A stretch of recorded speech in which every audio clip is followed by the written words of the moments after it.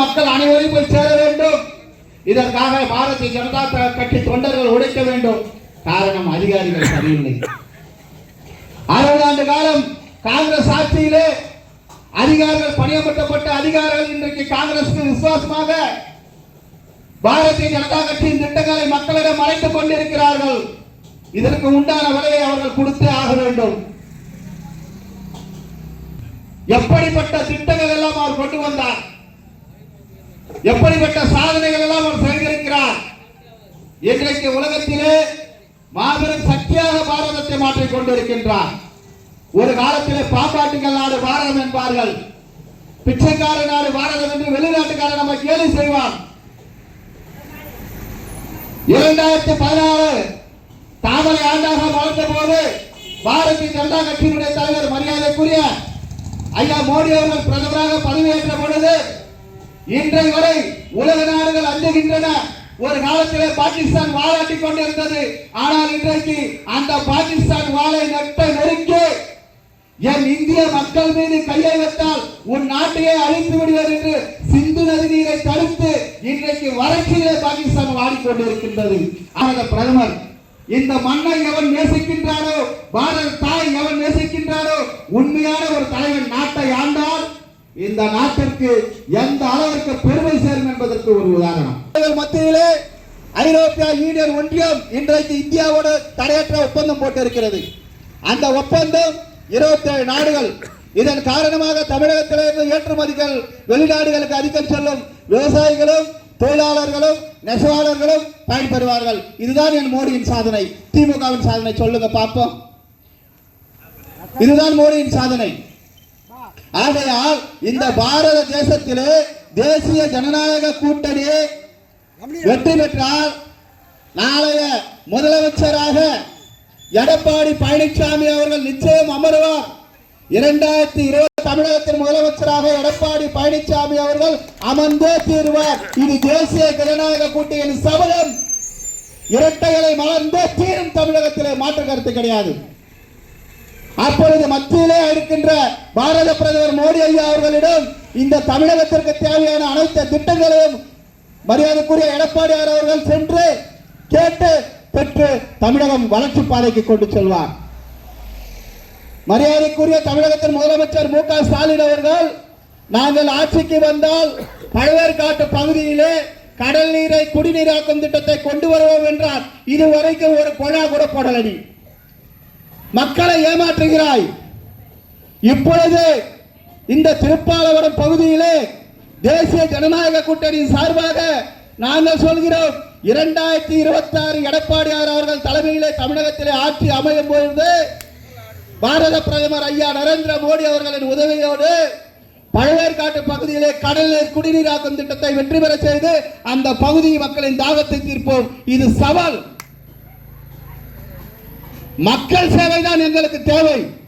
எந்த பிரதிபலனும் எதிர்பார்க்க மாட்டோம். பாரதிய ஜனதா கட்சி தொண்டர்கள் நாங்கள் கண்மூடித்தனமாக எங்கள் பணி இந்த தேசம் பாரதம் வளம் பெற வேண்டும், மக்கள் நலம் பெற வேண்டும், பாடுபட்டவன் பாட்டாளி மாடிக்கு வர வேண்டும், பஞ்சம் என்பதே இல்லா உலகம் பாரதம் பெற வேண்டும் என்ற வரிகளைப் போல உழைக்கின்ற மக்களின் மகன் டாக்டராக வர வேண்டும், செருப்பு தைக்கின்றவன் மகன் IPS ஆக வர வேண்டும், தெருவிலே கடை வைத்து பூக்கடையோ பொட்டிக்கடையோ ஓட்டல வைக்கின்ற மகன் உயர்ந்த பதவியிலே அமர வேண்டும். அதற்கு அவனுக்கு தரமான கல்வி தர வேண்டும். அது அரசாங்கத்தின் கடமை. அரசு பள்ளிகளிலே தகுந்த ஆங்கில பள்ளிகளுக்கு நிகரான கல்வியை தருவது அரசின் கடமை. எல்லாம் சொல்றாங்க, டீ கடையில் போய் உட்கார்றது. இவங்க அம்மையார் இருக்கும் பொழுது, ஜெயலலிதா அம்மையார் இருக்கும் போது எல்லா மந்திரிகளும் இப்படி குனிஞ்சு முதுவே அவள் வளைஞ்சு போச்சு. இன்னைக்கு எல்லாம் பேட்டி கொடுக்கிறாங்க.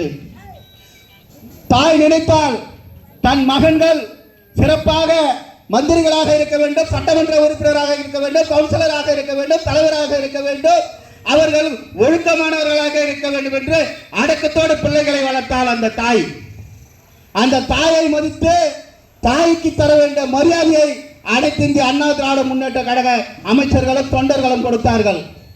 இன்றைக்கு ஏன் பேசுறாங்க? தன் தாய் கண்ட கனவுகளை தமிழகத்தில் நிறைவேற்ற வேண்டும். தன் தாய் தங்களை அடக்கத்தோடு மட்டும் வளர்க்கவில்லை, தைரியத்தோடு வளர்த்திருக்கிறார். அம்மாவின் அப்பா கண்ட கனவுகளை நிறைவேற்ற தீர்வோம் என்று கங்கணம் கட்டிக்கொண்டு இன்றைக்கு ஒன்றொரு அதிமுக தொண்டனும் பணியாற்றிக் கொண்டிருக்கின்றான். இதன் விளைவு 2026 தமிழகத்தில் இலை மலர்ந்து தீரும். துணையாக எங்களுடைய பாரத பிரதமர் இந்த மண்ணிலே எங்கெல்லாம் அதர்மம் தலைவிரித்து ஆடுகிறதோ அங்கெல்லாம் தர்மத்தை நினைவாட்ட நான் அவதாரம் எடுப்பேன் என்றார் மகாவிஷ்ணு. உலகத்திலே இப்படிப்பட்ட ஒரு தலைவரை கண்டது கிடையாது. இப்படிப்பட்ட ஒரு தலைவரை இதுவரைக்கும் உலகம் கண்டது கிடையாது. உலக தலைவர்கள் சொல்லிக் கொள்கிறார்கள். பாரதத்திலே அதர்மம் தலைவிரித்து ஆடி ஊழல் தலைவிரித்து ஆடிய போது அந்த மகாவிஷ்ணுவின் ஆத்மா மோடி அதர்மத்தை வேறறுத்து தர்மத்தை நிலைநாட்டி உலகத்திலே பாரதத்தை உயர்ந்த நாடாக ஆக்கிய தீர்வேன் என்று வந்திருப்பது பாரத பிரதமர் தெய்வ பிறவி. சாதாரண மனிதன் செய்ய முடியாது. சாதாரண மனிதன் செய்ய முடியாது. இறைவனுடைய பிறவி மோடி அவர்கள். அந்த ஆத்மாவை குறை சொல்கிற பாவிகள் இந்த தமிழகத்தில் மட்டும்தான் இருக்கிறார்கள். பாரத தேசத்திலே 19 மாநிலங்களுக்கு மேல் ஆட்சி செய்து கொண்டிருக்கிறது பாரதிய ஜனதா கட்சி. 5 மாநிலங்களுக்கு மேல் ஆட்சி செய்து கொண்டிருக்கிறது கூட்டணி கட்சி. இது ஒரு பக்கம் இருக்கட்டும். ஒரு காலத்திலே பாரதத்தினுடைய பிரதமர்கள் வெளிநாடுகளுக்கு செல்வார்கள், தொங்குவார்கள், எங்கள் நாட்டுக்கு உதவி செய்யுங்கள் என்று. நம் நாட்டின் பிரதமரை மதிக்க கூட மாட்டான் மன்மோகன் சிங். மரியாதைக்குரிய நல்ல மனிதர், சிறப்பான மனிதர் தான். அவரை செயல்படுத்த விடவில்லை காங்கிரஸ். மன்மோகன் சிங் சொல்வார், அப்படியே கையை கட்டை ஓரமணிப்பான். இப்படி ஜப்பான்கார போவான், இப்படி சீனாக்கார போவான், இப்படி அமெரிக்காக்கார போவான், நம்மால் அம்போன்னு நிற்பான். அதை மாற்றியவர் என் பாரத பிரதமர் மோடி அவர்கள். இன்றைக்கு என் பாரத பிரதமரை சுற்றி சுற்றி உலக நாடு தலைவர்கள் ஓடி வருகிறார்கள். America, Russia, China, Japan, Germany, France, Italy, Canada, Australia, உலக நாடுகள் எல்லாம் மோடியின் பின்னால் அணிவகுத்து நிற்கின்றன. ஒரு நாட்டினுடைய அதிபர், மக்களால் தேர்ந்தெடுக்கப்பட்ட ஒரு நாட்டினுடைய அதிபர் என் பாரத பிரதமருடைய காலில் விடுகிறார் என்றால் பாரதிய ஜனதா கட்சி தொண்டன் என்று சொல்லுங்கள். இதை விட எங்களுக்கு பெருமை வேற அந்த மண்ணில் இந்த ஒண்ணு போதுண்டா. உலக வரலாற்றிலே 60 ஆண்டு காலம் ஆட்சியிலே காங்கிரஸ் இருந்த பொழுது எந்த பிரதமர் இருந்த காலில் வந்த வெளிநாட்டு அதிபர், வெளிநாட்டு அமைச்சர் கூட இருந்தது கிடையாது. என் தேசத்திற்கு வந்த இறைவா வருக, உன் அருள் எங்களுக்கு வேண்டும் தருக, உன் சாதனையினுடைய ரகசியங்கள் எங்களுக்கு சொல்க, எங்கள் நாட்டில் உயர்ந்த நிலைத்து கொண்டு செல்க என்று என் பாரத பிரதமர் பாதங்களை கொட்டாரே, அன்றைக்கே நாங்கள் மோட்சமடைந்து விட்டோம். அன்றைக்கே பாரத உலகிலே தலைநிமிர்ந்து நின்று விட்டது.